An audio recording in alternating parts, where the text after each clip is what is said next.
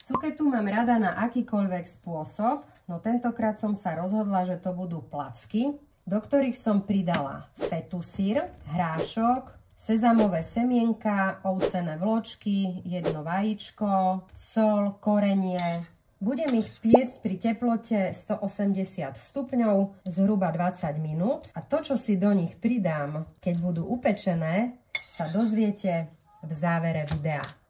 Tak a šup s vami do rúry, placky moje milé.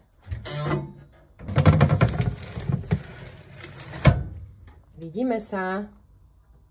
Placky mám hotové a vy už asi tušíte, čo budem na ne pridávať. Áno, práškovú chlorelu, pretože obsahuje aj vitamín B12 a železo, na ktoré my ženy dosť trpíme, teda jeho nedostatkom. Je bohatá na chlorofil, krásne nám okysličí telo. Takéto placky sú ľahké na trávenie, zasytia, podporia imunitu, detoxikujú telo a dodajú ti postupne energiu bez výkyvov cukru v krvi. A tým, že ju pridám až na konci, tak dostanem z nej maximum.